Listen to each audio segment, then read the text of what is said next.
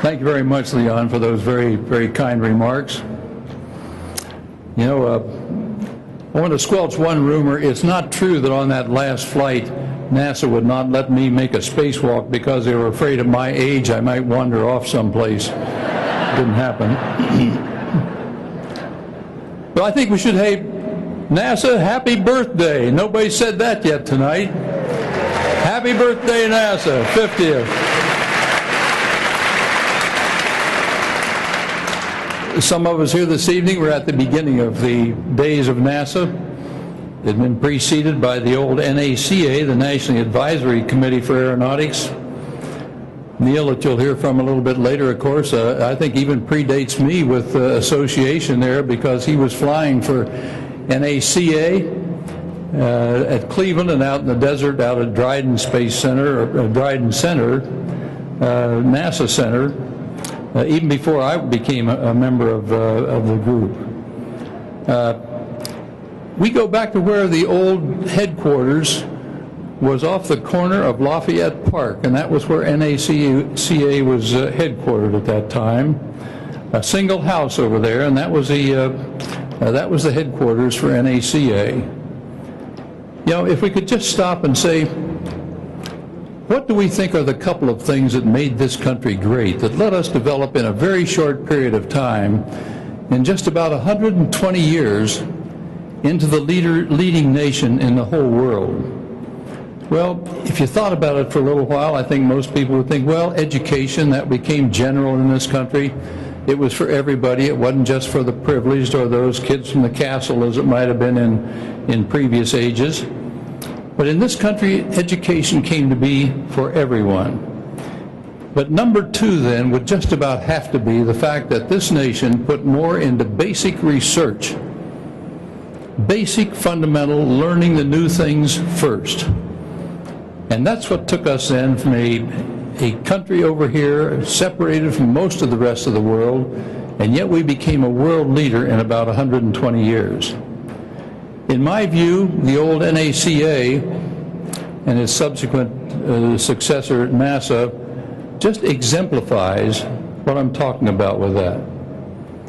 The Wright brothers in 1903 made the first flight when other nations were trying also, but following that, our nation decided as a government to do basic research in this new era of flight. And NACA was formed in 1915, and they looked at airfoils and aerodynamic shapes. They put wind tunnels with high and low capacity. They looked into structures.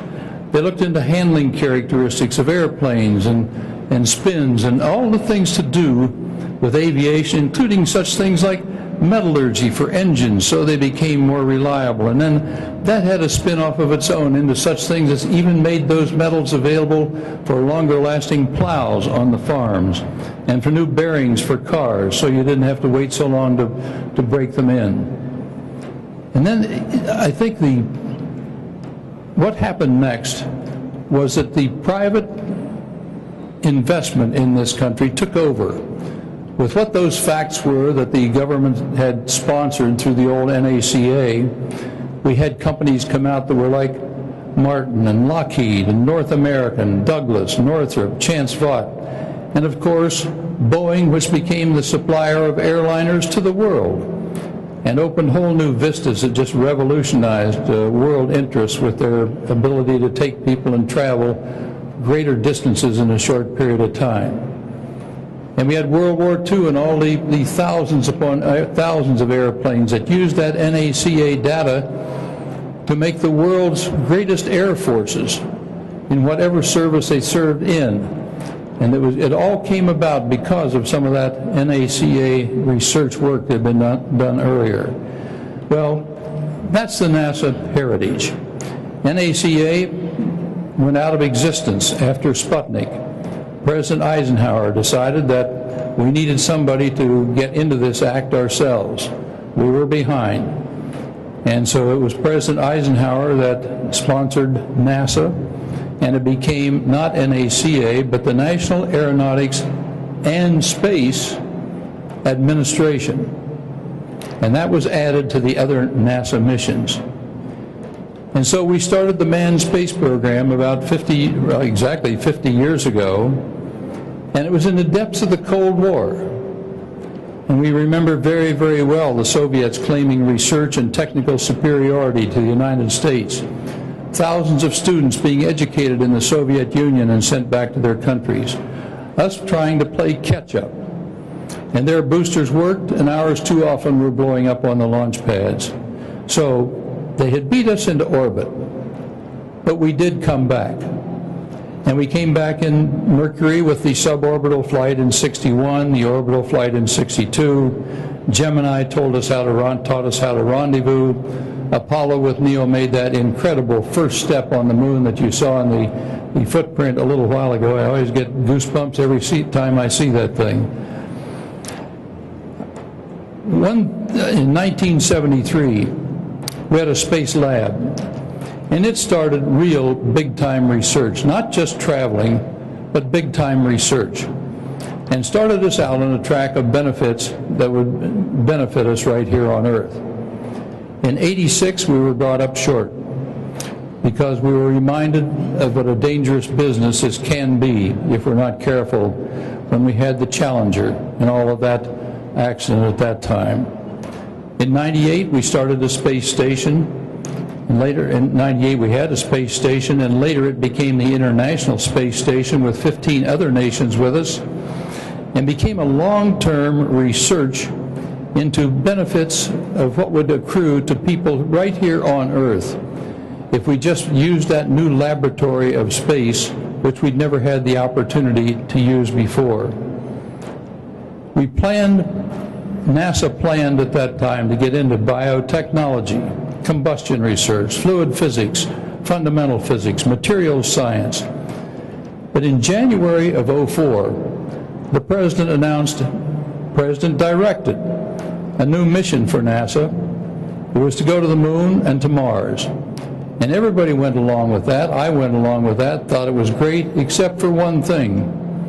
The money didn't follow. We had no plans for new money, and Mike Griffin, that you'll hear from later, was given what I viewed as an almost impossible job. Do everything you're doing now at NASA that's worked out so well for the benefit of this country, but add to it just a couple of little projects like going onto the moon and to Mars. Well, he had no choice but to do some things like cutting research in certain areas. So today we have a station up there that's just about to be completed in a year or so. We will have spent a little over $100 billion on it. That's billion dollars on it.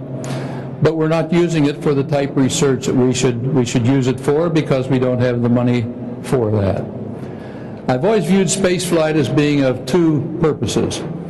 Both of them are research. One is macro research and one is micro research, and I think they go hand in hand, or should, if we're to get the major benefit out of everything that we do in space. Macro research is the exploration, going out farther, learning how to go to different places, just the traveling to different places, and what we learn just from doing that and from building the facilities and the spacecraft to go to those different places. But along with that goes the micro research that I think is equally important. But we have to save more on that to even do any of that research now.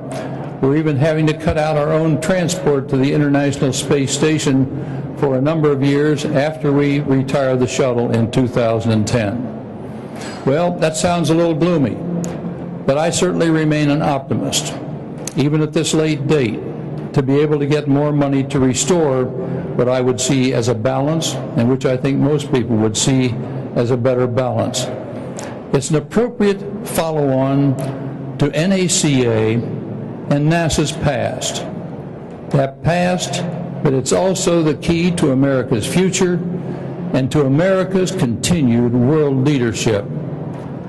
Where we go in exploration is certainly important, but what we learn and benefit from each of those steps along the way will benefit every man, woman, and child in our nation and eventually around the world. The next 50? Who knows? But I'm convinced it's going to be great. Happy birthday, NASA. Thank you.